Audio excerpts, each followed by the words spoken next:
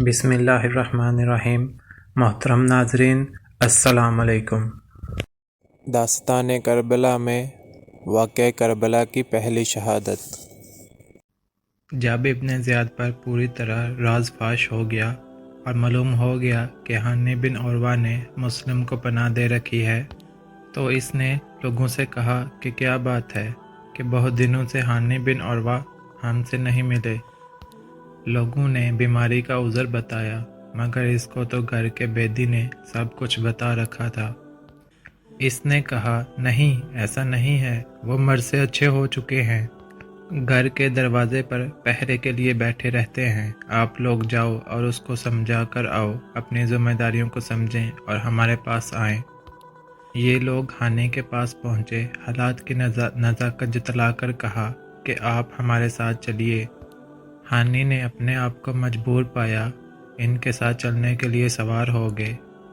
جب قصر عمارت کے قریب پہنچے تو ان کو احساس ہوا کہ آج میرے لیے خیر نہیں۔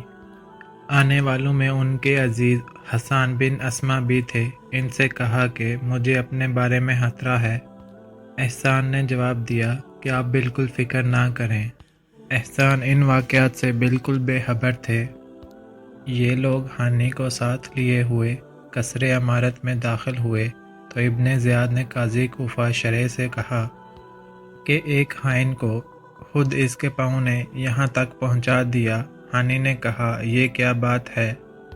ابن زیاد نے کہا کہ کیا آپ یہ جانتے ہیں کہ ہم ان سازشوں سے بے خبر ہیں جو یزید کے خلاف آپ کے گھر میں ہو رہی ہیں۔ آپ نے مسلم بن عقیل کو اپنے گھر میں ٹھہرایا ہوا ہے اور اس کے واسطے اسلحہ اور رضاکار جمع کر رہے ہیں۔ ہانی نے انکار کیا اور گفتگو طویل ہوئی تو ابن زیاد نے اس سپنے جاسوس کو سامنے کر دیا جس کے ذریعے خبریں پہنچی تھیں۔ یہ ماجرا دیکھ کر ایک دفعہ تو ہانی ششدر رہ گئے، مگر پھر ذرا سنبھل کر بولے، میری بات سنیے۔ واقعہ یہ ہے کہ باخدا نہ میں نے مسلم بن عقیل کو بلایا اور نہ مجھے ان کے معاملے کی کوئی خبر تھی۔ اچانک ان کو اپنے دروازے پر بیٹھا ہوا دیکھا اور مجھ سے میرے گھر مہمان ہونے کے لیے کہا۔ مجھے ان کی بات رد کرنے سے حیا مانا ہوئی اور اس کی وجہ سے مجھ پر بہت سی ذمہ داریاں عائد ہو گئیں۔ میں نے مجبور ہو کر اپنے گھر میں داخل کیا اور مہمان بنا لیا، اور اگر آپ مجھ پر اطمینان کریں تو میں اپنے گھر جاؤں اور ان کو اپنے گھر سے نکال دوں اور آپ کے پاس آ جاؤں۔ ابن زیاد نے کہا کہ خدا کی قسم، آپ مجھ سے اس وقت تک جدا نہیں ہو سکتے جب تک مسلم بن عقیل کو میرے سپرد نہ کر دیں۔ ہانی نے کہا کہ میں ہرگز ایسا نہیں کر سکتا کہ اپنے مہمان کو تمہارے سپرد کر دوں اور تم اسے قتل کر دو۔ حاضر مجلس میں مسلم بن عمر باہلی نے ابن زیاد سے کہا کہ مجھے اجازت دیجیے، میں انہیں سمجھاتا ہوں۔ علیحدہ سے گئے اور کہا کہ کیوں آپ اپنے آپ کو ہلاک کرتے ہو؟ مسلم ان کے سپرد کر دو، یہ لوگ ایک دوسرے سے نپٹ لیں گے، قتل نہ کریں گے اور نہ کوئی نقصان پہنچائیں گے۔ اس معاملے میں نہ آپ کی کوئی رسوائی ہے نہ آر۔ ہانی نے کہا، اس سے زیادہ کیا رسوائی ہو سکتی ہے کہ میں اپنے مہمان کو اس کے دشمن کے حوالے کر دوں؟ باخدا اگر میرا کوئی مددگار بھی نہ ہوتا اور میں تنہا ہوتا، جب بھی اپنے مہمان کو اپنی زندگی میں اس کے سپرد نہ کرتا۔ ابن زیاد نے جب ہانی کی یہ پختگی دیکھی تو ان پر تشدد اور مار پیٹ کی۔ ادھر شہر میں یہ مشہور ہو گیا کہ ہانی بن عروہ قتل کر دیے گئے ہیں۔ جب یہ خبر عمر بن حجاج کو پہنچی تو وہ اپنے قبیلے کے بہت سے نوجوانوں کو ساتھ لے کر موقع پر پہنچے اور ابن زیاد کے مکان کا محاصرہ کیا۔ تو ابن زیاد کو فکر پڑ گئی۔ قاضی شرح کو کہا کہ آپ باہر جا کر لوگوں کو بتلائیں کہ ہانی بن عروہ صحیح سالم ہیں، قتل نہیں کیے گئے، میں خود ان کو دیکھ کر آیا ہوں۔ قاضی شرح کا یہ قول سن کر عمر بن حجاج نے اپنے ساتھیوں سے کہہ دیا کہ اب اطمینان ہے، تم واپس چلے جاؤ۔ ہانی بن عروہ کے متعلق شہادت کی خبر جب مسلم بن عقیل کو ملی تو وہ بھی مقابلہ کے لیے تیار ہو کر نکلے، اور جن 18,000 مسلمانوں نے ان کے ہاتھ پر بیعت کی تھی ان کو جمع کیا۔ 4,000 آدمی جمع ہو گئے اور جمع ہوتے جا رہے تھے۔ یہ لشکر ابن زیاد کی قصر عمارت کی طرف بڑھا تو ابن زیاد نے قصر کے دروازے کو مقفل کر دیا۔ مسلم اور ان کے ساتھیوں نے قصر کا محاصرہ کر لیا۔ مسجد اور بازار ان لوگوں سے بھر گیا جو ابن زیاد کے مقابلہ پر آئے تھے، اور شام تک اس میں اضافہ ہوتا رہا۔ ابن زیاد کے ساتھ قصر عمارت میں صرف 30 سپاہی اور کچھ خاندان کے لوگ تھے۔ ابن زیاد نے ان لوگوں میں سے چند ایسے لوگوں کو منتخب کیا جن کا اثر و رسوخ ان قبائل پر تھا جو مسلم بن عقیل کے ساتھ محاصرہ کیے ہوئے تھے، اور ان کو کہا کہ باہر جا کر اپنے حلقہ اثر کے لوگوں کو مسلم بن عقیل کا ساتھ دینے سے روکو، مال و حکومت کا لالچ دلا کر یا حکومت کی سزا کا خوف دلا کر جس طرح بھی ممکن ہو ان کو مسلم سے جدا کرو اور بغاوت کو روکو۔ جب لوگوں نے ان اشخاص کی زبانیں یہ باتیں سنی، متفرق ہونا شروع ہو گئے، اور عورتیں اپنے بیٹوں بھائیوں کو محاذ سے واپس بلانے کے لیے آنے لگیں، یہاں تک کہ مسجد میں ابن عقیل کے ساتھ صرف 30 آدمی باقی رہ گئے۔ صورتحال دیکھ کر مسلم بھی یہاں سے واپس نکلنے لگے، اور جب دروازے پر پہنچے تو دیکھا کہ ان کے ساتھ ایک آدمی بھی نہ رہا تھا۔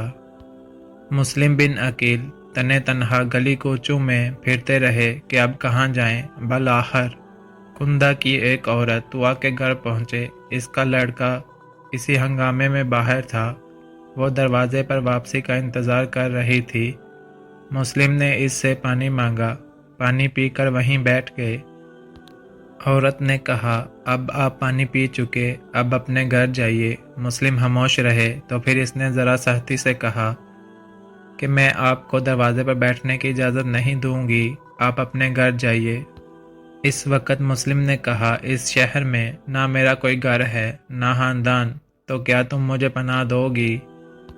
میں مسلم بن عقیل ہوں، میرے ساتھ میرے ساتھیوں نے دھوکہ کیا۔ عورت کو رحم آ گیا اور مسلم کو اپنے گھر میں داخل کر لیا اور شام کا کھانا پیش کیا۔ اس عرصہ میں عورت کا لڑکا واپس آ گیا، دیکھا کہ ان کی والدہ بار بار کمرے کے اندر جاتی ہیں۔ بات پوچھی تو عورت نے اپنے لڑکے سے بھی چھپایا۔ اس نے اصرار کیا، اس شرط پر بتا دیا کہ کسی سے اس کا اظہار نہ کرے۔ اس طرف جب ابن زیاد نے دیکھا کہ لوگوں کا شور و شغب قصر کے گرد نہیں ہے تو اپنے قصر سے اتر کر مسجد میں آیا اور ممبر کے گرد اپنے حواس کو بٹھایا اور اعلان کرایا کہ سب لوگ مسجد میں جمع ہو جائیں۔ مسجد بھر گئی تو ابن زیاد نے یہ خطبہ دیا، ابن عقیل نے جو کچھ کیا وہ تم نے دیکھ لیا، اب ہم یہ اعلان کرتے ہیں، ہم جس شخص کے گھر میں ابن عقیل کو پائیں گے ہمارا ذمہ اس سے بری ہے، اور جو کوئی ان کو ہمارے پاس پہنچائے گا اس کو انعام ملے گا۔ اور اپنی پولیس کے افسر حسین ابن نمیر کو حکم دیا کہ شہر کے تمام گلی کوچوں کے دروازوں پر پہرا لگا دو، کوئی باہر نہ جا سکے، اور پھر سب گھروں کی تلاشی لو۔ تلاشی کے درمیان جب اس عورت کے لڑکے نے محسوس کیا کہ بالآخر وہ ہمارے گھر سے گرفتار کیے جائیں گے تو اس نے خود مخبری کر کے مسلم کا پتہ بتا دیا۔ ابن زیاد کو جب اس کی اطلاع ملی تو ابن زیاد نے محمد بن اشعث کی سرکردگی میں 70 سپاہیوں کا ایک دستہ ان کو گرفتار کرنے کے لیے بھیج دیا۔ مسلم بن عقیل نے ان سب کا تنہا مقابلہ کیا۔ مسلم بن عقیل ان سب کا دلیرانہ مقابلہ کر رہے تھے کہ محمد بن اشعث نے ان کے قریب ہو کر پکارا کہ میں تمہیں امن دیتا ہوں، اپنی جان کو ہلاک نہ کرو، میں تم سے جھوٹ نہیں بول رہا، یہ لوگ تمہارے چچا زاد بھائی ہیں، نہ تمہیں قتل کریں گے نہ ماریں گے۔ مسلم جب زخموں سے چور ہو کر تھک گئے تو ایک دیوار کے ساتھ بیٹھ گئے، تو انہوں نے ان کو ایک سواری پر سوار کر دیا اور ہتھیار ان سے لے لیے۔ ہتھیار لینے کے وقت مسلم ابن عقیل نے کہا کہ یہ پہلی عہد شکنی ہے کہ امن لینے کے بعد ہتھیار چھینے جا رہے ہیں۔ محمد بن اشعث نے کہا کہ فکر نہ کریں، آپ کے ساتھ کوئی ناشگوار واقعہ پیش نہ کیا جائے گا۔ ابن عقیل نے فرمایا کہ یہ سب محض باتیں ہیں، اور اس وقت ابن عقیل کی آنکھوں سے آنسو جاری ہو گئے۔ محمد بن اشعث کے ساتھیوں میں عمرو بن عبید بھی تھا جو ان کو امان دینے کا مخالف تھا۔ اس نے کہا، اے مسلم، جو شخص ایسا اقدام کرے جو آپ نے کیا، جب پکڑ لیا جائے تو اس کو رونے کا حق نہیں۔ ابن عقیل نے فرمایا کہ میں اپنی جان کے لیے نہیں روتا، بلکہ میں امام حسین پہ اور آل حسین کی جانوں پہ رو رہا ہوں جو میری تحریر پر ان قریب کوفہ پہنچنے والے ہیں۔ اس کے بعد محمد بن اشعث سے کہا، تم نے مجھے امان دیا ہے اور میرا گمان یہ ہے کہ تم اپنے اس بیان سے عاجز ہو جاؤ گے، لوگ تمہاری بات نہ مانیں گے اور مجھے قتل کریں گے، تو اب کم از کم تم میری ایک بات مان لو، وہ یہ کہ ایک آدمی امام حسین علیہ السلام کے پاس روانہ کر دو اور ان کو میرے حال کی اطلاع کر کے یہ کہہ دے کہ آپ راستہ ہی سے اپنے اہل بیت کو لے کر لوٹ جائیں، کوفہ والوں کے ہاتھوں سے دھوکہ نہ کھائیں۔ یہ وہی لوگ ہیں جن کی بے وفائی سے آپ کے والد اپنی موت کی تمنا کیا کرتے تھے۔ محمد بن اشعث نے حلف کے ساتھ اس کا وعدہ کیا کہ میں ایسا کروں گا۔ اس کے ساتھ ہی محمد بن اشعث نے ایک آدمی کو ہاتھ دے کر امام حسین کی طرف بھیج دیا اور محمد بن اشعث کے قاصد نے خط امام حسین کی طرف پہنچا دیا۔ خط پڑھ کر امام حسین نے فرمایا، جو چیز ہو چکی ہے وہ ہو کر رہے گی، ہم صرف اللہ تعالیٰ ہی سے اپنی جانوں کا ثواب چاہتے ہیں اور امت کے فساد کی فریاد کرتے ہیں۔ اور یہ خط پا کر بھی امام حسین نے اپنا ارادہ ملتوی نہیں کیا اور آگے بڑھتے رہے۔ ادھر جب محمد بن اشعث ابن عقیل کو لے کر قصر عمارت میں داخل ہوئے اور ابن زیاد کو اطلاع دی کہ میں ابن عقیل کو ایمان دے کر آپ کے پاس لایا ہوں، ابن زیاد نے غصے سے کہا کہ تمہیں امان دینے سے کیا واسطہ، میں نے تمہیں گرفتار کرنے کے لیے بھیجا تھا یا امان دینے کے لیے؟ محمد بن اشعث خاموش ہو گئے۔ ابن زیاد نے جناب عقیل کے قتل کا حکم دے دیا۔